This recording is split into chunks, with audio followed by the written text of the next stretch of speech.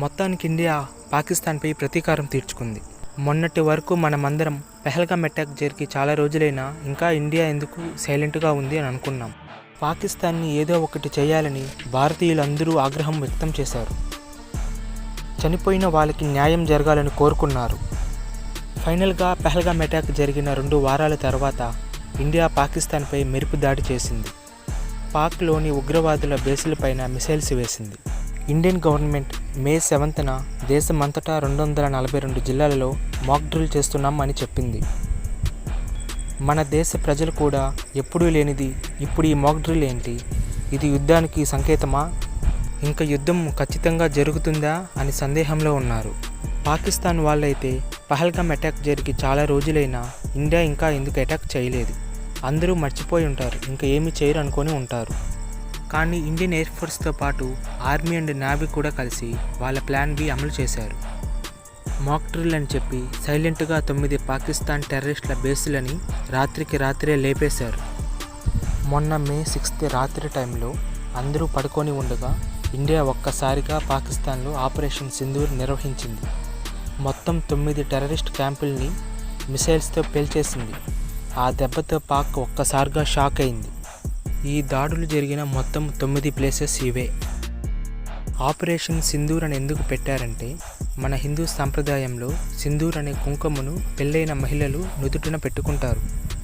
మొన్న జరిగిన పహల్గామ్ అటాక్లో అమాయకులైన టూరిస్టులను దయాదాక్షిణ్యం లేకుండా చంపేశారు. అది కూడా హిందూస్ అయిన మగవాళ్ళని మాత్రమే చంపేశారు. ఒకడైతే ఒక ఆమె భర్తను చంపేసి ఆమెతో పోయి నీ మోడీకి చెప్పుకో అని అన్నాడు. చాలామంది మగవాళ్ళని చంపేసి మహిళల సింధూరాన్ని చెరిపేశారు. అందుకే ఆ మహిళలకు న్యాయం చేయాలని దీనికి ఆపరేషన్ సింధూర్ అని పేరు పెట్టారు. పాకిస్తాన్లో ఉన్న టెర్రరిస్ట్ ప్లేసుల ఎగ్జాక్ట్ కోఆర్డినేట్స్ ఇంటెలిజెన్స్ ఏజెన్సీస్ అందించాయి. ఇండియన్ ఆర్మీతో పాటు Indian air force and navy కలిసి పాకిస్తాన్లో ఉన్న టెర్రరిస్ట్ క్యాంపులను అలాగే పాక్ ఆక్రమించిన పీఓకేలో ఉన్న టెర్రరిస్ట్ స్థావరాలను నాశనం చేశాయి. ఇండియన్ ఎయిర్ ఫోర్స్ మెయిన్గా బహవాల్పూర్లో జైష్-ఇ-మొహమ్మద్ షార్ట్గా జేఈఎం హెడ్ క్వార్టర్స్ని, ఇంకా మురిత్కేలోని లష్కర్-ఎ-తైబాస్ షార్ట్గా ఎల్ఈటి బేస్ని టార్గెట్గా చేసుకుంది.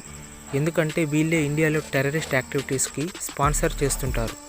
ఇండియన్ ఎయిర్ ఫోర్స్ సక్సెస్ఫుల్గా 9 టార్గెట్స్ని ఫినిష్ చేశాయి. వాటిలో 4 పాకిస్తాన్లో ఉంటే మిగతా 5 పాకిస్తాన్ ఆక్రమించిన పీఓకేలో ఉన్నాయి.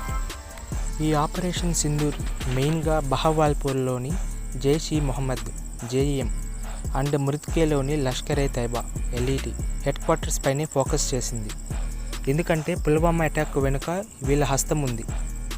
మురిత్కేకి చెందిన హఫీజ్ సాయిద్ నేతృత్వంలో లష్కర్-ఎ-తైబా 2008లో ముంబైలో అటాక్స్ చేసింది. అందుకే వీళ్ళకి సంబంధించిన 9 టెర్రరిస్ట్ క్యాంప్ లొకేషన్స్ని Indian army, navy, air force కలిసి ఆ ప్రదేశాలన్నిటినీ అటాక్ చేశారు. ఇండియన్ డిఫెన్స్ మినిస్ట్రీ కూడా అదే చెప్పింది. అటాక్ చేసింది ఓన్లీ టెర్రరిస్ట్ క్యాంపులను అండ్ వాళ్ళకి వెపన్స్ సప్లై చేస్తున్న వాళ్ళని మాత్రమే అని. కానీ పాకిస్తాన్ ప్రైమ్ మినిస్టర్ మాత్రం ఇక్కడ ప్రజలను కూడా ఇండియా అటాక్ చేసిందని చెప్తున్నాడు. ఈ ఆపరేషన్ సింధూర్ దాడికి పాక్కి కింద తడిచిపోయి ఉంటుంది. ఇప్పుడు ఎయిర్ స్ట్రైక్స్ చేశారు, తర్వాత ఇంకేం చేస్తారు అని భయపడుతూ ఉంటారు. అలాగే పాక్ తన మిత్ర దేశాలను కూడా హెల్ప్ అడుగుతూ ఉంటుంది. మిసైల్స్, వెపన్స్ వాటిని ఇవ్వమని అడుగుతూ ఉంటుంది. ఈ దెబ్బతో పాకిస్తాన్ మళ్ళా ఇండియాపై అటాక్ చేయాలంటే భయపడాలి. ఇండియా చేసిన ఈ ఆపరేషన్ సింధూర్తో యుద్ధం మొదలయ్యిందా? ఇది ఫస్ట్ స్టెప్పా? మీ అభిప్రాయం కింద కామెంట్ సెక్షన్లో చెప్పండి.